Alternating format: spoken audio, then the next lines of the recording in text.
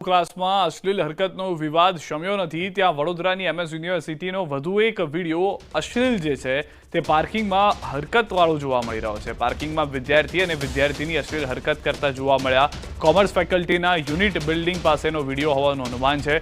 અજાણ્યા શખ્સે વિડીયો બનાવી કર્યો છે વાયરલ। ન્યૂઝ 18 ગુજરાતી વિડીયોની પુષ્ટિ નથી કરતું, પરંતુ હજી આ થોડા સમય પહેલાની ઘટના કે જે ક્લાસરૂમની અંદર અશ્લીલ હરકત થતી હતી, વિવાદમાં હતું। ફરી એક વખત તેવો વિડીયો પાર્કિંગમાંથી વધુ માહિતી ન્યૂઝ 18 સંવાદદાતા હાર્દિક પાસેથી મેળવીશું। જી હાર્દિક, ફરી એક વખત વિવાદમાં આવી ગઈ છે એમએસ યુનિવર્સિટી।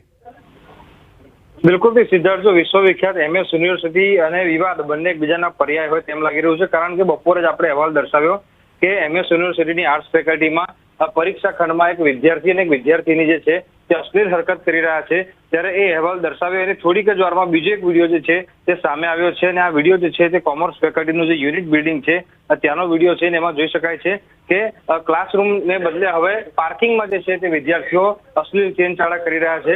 અને વિડીયો જે છે તે આસપાસ ઉભેલા વિદ્યાર્થીઓએ પોતાના મોબાઈલના કેમેરામાં કેદ કર્યો અને ત્યારબાદ આ વિડીયો જે છે તે વાયરલ થયો છે। ઉલ્લેખનીય બાબત છે કે એમએસ યુનિવર્સિટી દ્વારા સિક્યુરિટીની પાછળ કરોડો રૂપિયાનો ખર્ચો જે છે તે કરવામાં આવે છે, પરંતુ એ કરોડો રૂપિયા ક્યાં જાય છે અને કરોડો ખર્ચ્યા બાદ જે સિક્યુરિટી ગાર્ડ છે તે ક્યાં જાય છે, તે સવાલ સૌથી મોટો અહીંયા ઉભો થઈ રહ્યો છે। કારણ કે વિદ્યાર્થીઓ જે છે તેઓ શિક્ષણના ધામમાં આ પ્રકારની હરકત કરે તે ખરેખર સમાજ માટે ખૂબ જ ચિંતાજનક અને શરમજનક બાબત છે। સિદ્ધાર્થ, આભાર સમગ્ર માહિતી બદલ। તો હાલમાં જે રીતના બે દ્રશ્યો જોઈ રહ્યા છો, ફરી એક વખત એમએસ યુનિવર્સિટી જે છે તે વિવાદમાં આવી છે અને તમામની વચ્ચે સવાલ પણ ઊભા થઈ રહ્યા છે કે ક્યાં જઈને અટકશે આ ઘટનાઓ।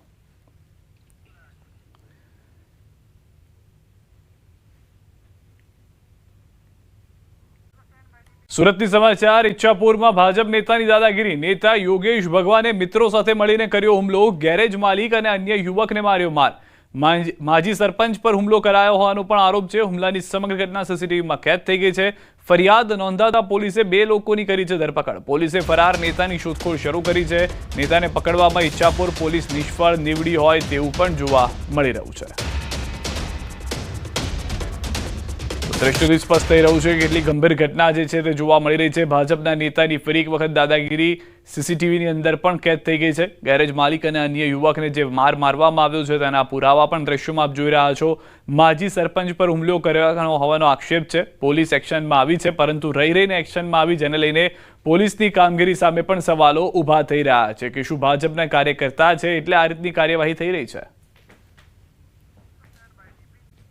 મનસુખ વસાવા આદિવાસીઓ અને ખેડૂતોના પ્રશ્નએ લાલઘૂમ થયા હતા। નર્મદાના ડેડિયાપાડાના નિગમ ગામે વિકાસ સપ્તાહ કાર્યક્રમમાં સાંસદે જાહેર મંચ પરથી કલેક્ટર મામલતદારનો ઉતરો લઈ લીધો।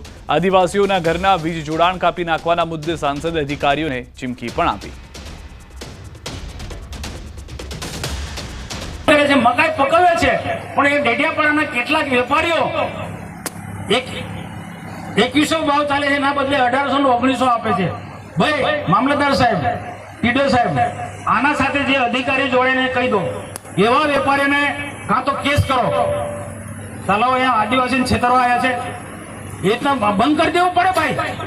લાઇટ બિલ પણ ભરે છે, ઘરવેરો પણ ભરે છે, 15-20 વર્ષથી કોઈને કઈ દેખાયું ના, ને હમણાં 10 દિવસ નોટિસ આપવાનું ચાલુ કર્યું છે, એમનો વીજ કનેક્શન કાપી નાખ્યું છે। ભાઈ આ બહુ ગંભીર બાબત છે। પછી અધિકારીઓ એમ ના કે મનસુખ એમને તતડાવે છે। જે બી હોય તો અમારો સંપર્ક કરો ભાઈ મામલતદાર સાહેબ, આ બધું નહીં ચાલે। તમે મામલતદાર થઈ કે અહીંયા તાલુકાના રાજા નથી, એટલું સમજી લેજો। કોઈ ગરીબ લોકોને રંજાડવાનું એક કોઈ સંજોગોમાં ના ચલવી લે। કલેક્ટરને પણ કહી દો તો કોઈ પણ પ્રોજેક્ટ અહીંયા લાવતા પહેલા અમારી સાથે પરામર્શ કરે। કલેક્ટર કઈ એનો રાજા નથી ભાઈ, અમને શા માટે તમે છંછેડો છો? અમે વિકાસમાં માનીએ છીએ, તમારા પણ સહકારની જરૂર છે। એક હાથે તાળી નથી પડતી। વિકાસ કરવો હોય તો પદાધિકારી અને અધિકારીઓ બધા સાથે મળીને, પણ ગરીબ જનતાની આદિવાસીને રંજાડવાનું ના હોય ને। કાયદો ભલે હોય, પણ કાયદામાંથી પણ વ્યવહારિક રસ્તો કાઢવો પડે કે ના કાઢવો પડે। ગઈકાલે થયેલી હિંસા બાદ આજે બોટાદના હળદળ ગામમાં શાંતિનો માહોલ છે। સમગ્ર ગામમાં પોલીસનો કાફલો તૈનાત કરાયો છે। બોટાદ પોલીસે 85 લોકો સામે પાળિયાદ પોલીસ મથકે ફરિયાદ નોંધી છે. તો આ તરફ મામલો થાળે પડતા ત્રીજા દિવસે માર્કેટિંગ યાર્ડ શરૂ થયું. યાર્ડ દ્વારા હરાજી શરૂ રાખવાની જાહેરાત થતાં ખેડૂતો મોટી સંખ્યામાં પોતાનો કપાસનો માલ લઈને યાર્ડમાં પહોંચ્યા હતા.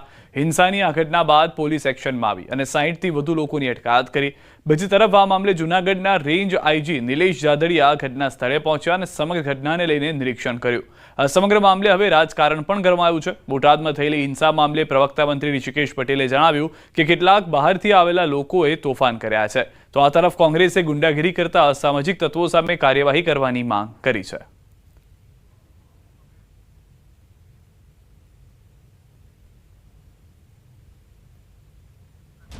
તો બોટાદના હળદર ગામમાં હિંસક હુમલા મામલે ફરિયાદ. બોટાદ પોલીસે 85 લોકો સામે પાળિયાદ પોલીસ મથકે ફરિયાદ નોંધી છે. 85 લોકો સામે ફરિયાદ, 65 લોકોની અટકાયત. સ્થળ પરથી 50 વાહનો પણ પોલીસે જપ્ત કર્યા છે. આમ આદમી પાર્ટીના નેતા રાજુ કરપડા, પ્રવીણ રામ સહિત 85 લોકો સામે ફરિયાદ નોંધાઈ છે. પોલીસ પર હુમલા પ્રકરણમાં પોલીસનો મોટો ખુલાસો. આ પ્રકરણમાં હળદરના ગ્રામજનોનો સમાવેશ નહોતો, પરંતુ બહારના જિલ્લાના લોકો હતા અને આ સભા માટે હળદર ગ્રામ પંચાયતની મંજૂરી પણ નહોતી લીધી. આ લોકો જૂનાગઢ, બોટાદ, સુરેન્દ્રનગર જિલ્લાના લોકો બહારથી આવીને અહીં હોબાળો કર્યો હતો, જે તમામ આમ આદમી પાર્ટીના આગેવાનો અને કાર્યકરો છે. આ પ્રકરણમાં 307 રાયોટિંગ, પૂર્વ આયોજિત કાવતરું રચવા સહિતની કલમો હેઠળ ગુનો નોંધાયો છે. પથ્થરમારો કરનાર લોકો આસપાસના તાલુકાઓ અને જિલ્લાઓમાંથી આવ્યા હતા, જેઓ આસપાસના વાડી વિસ્તારમાંથી છુપી રીતે સભા સ્થળ સુધી પહોંચ્યાની માહિતી પોલીસે આપી છે.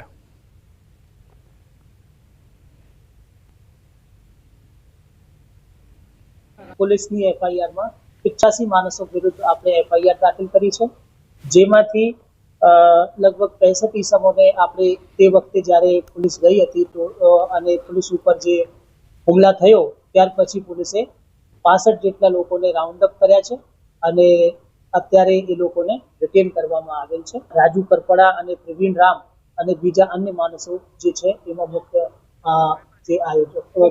પોલીસના 2 વાહનોને નુકસાન આવેલ છે અને 5 પોલીસ વાળાઓને ઈજા પણ થઈ છે, જેમાં 2ને ગંભીર એટલે માથામાં ઈજા થઈ છે. તો બોટાદમાં થયેલી હિંસા મામલે રાજકારણ ગરમાયું છે. ભાજપ, કોંગ્રેસ અને આપની પ્રતિક્રિયા સામે આવી છે. ગામના લોકો, ત્યાં હળદર ગામ છે, એ ગામના લોકોએ ડિમાન્ડ કરી કે ભાઈ અહીંયા આપણે ભેગા થઈ. ગામમાં તો બધા ભેગા થઈ શકે છે ખેડૂતોના પ્રશ્ને, તો ખેડૂતોના પ્રશ્ને હળદર ગામમાં ભેગા થયા. ત્યાં મારા રાજુ કરપડાજી પહોંચ્યા. દુઃખ સાથે કહેવું પડે કે ભાજપે આવી ચાલ કરવાની જરૂર નહોતી. ગુજરાતના ભોળા ખેડૂતોને ફસાવી આવી રીતે સભા બોલાવી અને પછી એની ઉપર જાતે ને જાતે હુમલો કરવો, આ બધા જ વિડીયો છે. કોણે હુમલો કરાવ્યો, કોના હાથમાં પથ્થર છે, કોણે પોલીસ વાન ઊંધી પાડી, બધા જ વિડીયો છે. મારે ગોપાલભાઈને કહેવું છે અને સુદાનભાઈને કહેવું છે, અને એ લોકોની ધરપકડ કરવામાં આવી છે. એટલા માટે તમે એનો બચાવ કરો છો કે એમને ખાવાનું નથી આપ્યું, આ નથી આપ્યું, તે નથી આપ્યું. તમારા ગુંડાનો તમે બચાવ કરવા માટે બહાર મેદાને પડો છો. ખોટી રીતે ગુજરાતના ખેડૂતોને ફસાવો છો. એક જાતની નક્સલિસ્ટ પ્રકારની પ્રવૃત્તિઓ તમે કરી રહ્યા છો અને ગુજરાતની શાંતિને ડોળવાનો મોટામાં મોટો પ્રયાસ તમે કરી રહ્યા છો. ભ્રષ્ટાચારમાં ગળાડૂબ અને પોલીસ તંત્રનો ભાજપાના નેતાઓ તેના કારનામા ને કાવતરાને સંપૂર્ણપણે રક્ષણ આપનારી પોલીસ તંત્ર નિર્દોષ ખેડૂતો ઉપર અત્યાચાર કરે, લાઠીચાર્જ કરે અને ચોરી ઉપર સિનાજોરી કરનાર તંત્ર સંપૂર્ણપણે આ ઘટનાને કોંગ્રેસ પક્ષ વખોડી કાઢે છે. બોટાદમાં થયેલી હિંસા મામલે પ્રવક્તા મંત્રી ઋષિકેશ પટેલે પ્રતિક્રિયા આપી. તેમણે કહ્યું કે કેટલાક બહારથી આવેલા લોકોએ તોફાન કર્યા. પ્રજાના પ્રશ્નોના ઉકેલ લાવવા સરકાર સક્ષમ છે.